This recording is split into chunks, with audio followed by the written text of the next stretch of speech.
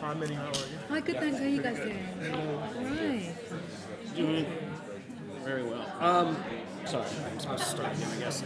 So, as we learn, we're getting a new twist on Penguin, and without any kind of spoilers in this episode, we learn quickly how both wily and ruthless this version of Penguin can be. So my first question for you is, what was the hook for you as an actor in the appeal of this kind of villainous take on this new take on Penguin? I mean, truly, like that when we first meet her, she's singing. Yeah. She's performing in this great, blousy, beautiful kind of 1940s. You could see the movie version of it. Like, it's this great big show, and that's where we begin, and that's the hook. And then you very quickly see it devolve into that she is a cold psychopath. She's a really dark human, but I love that the kind of exterior is so sort of blousy and Mae Westy and has this the joie de vivre, when really she's a kind of killing machine.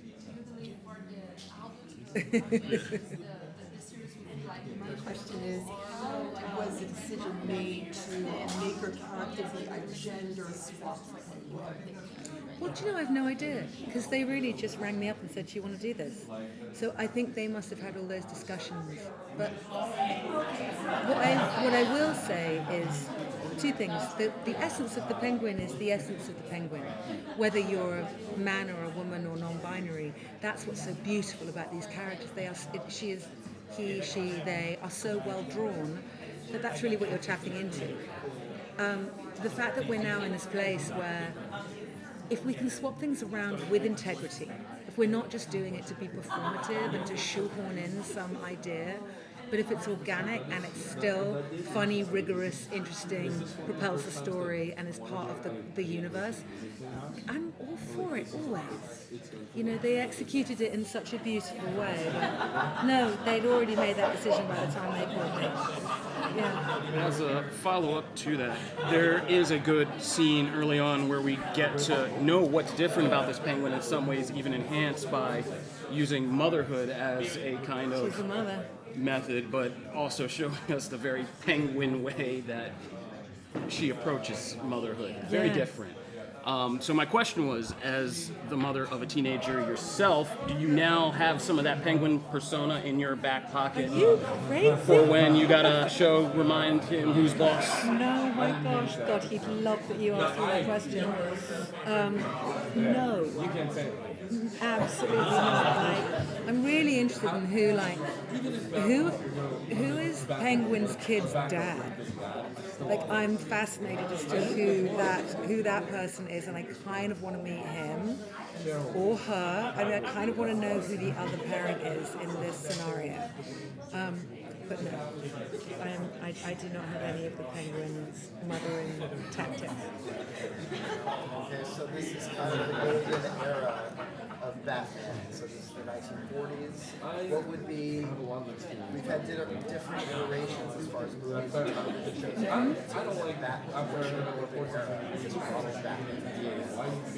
Well, I guess, I mean, it's the Adam West era just because that's the one I grew up with, like, truly. And then, you know, as a teenager,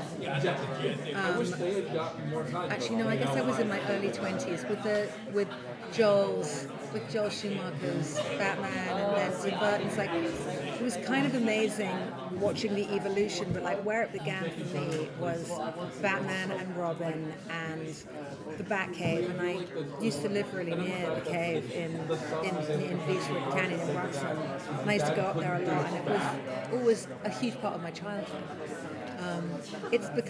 They are geniuses because they have evolved this character. That would be my personal golden age. Some of the jokes that jumping in back into your character for the Penguin, how long did it take you before you felt like just the right voice for how, you know, crazy, like the maniacal she actually is? Like, how long did it take you to get that voice right?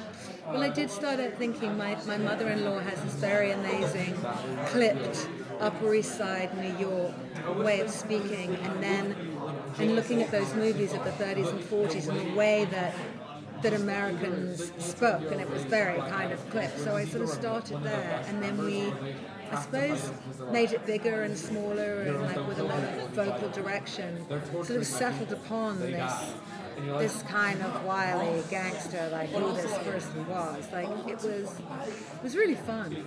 You have to have the confidence to try a lot of stuff that doesn't work.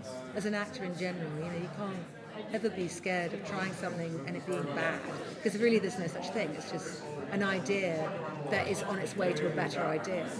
So they were really cool, but I sort of started in this one place, and it was really always just an expansion of this vintage American, slightly European sounding. I don't know.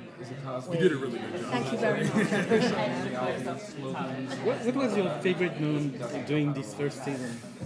You know, singing. It was working out the song.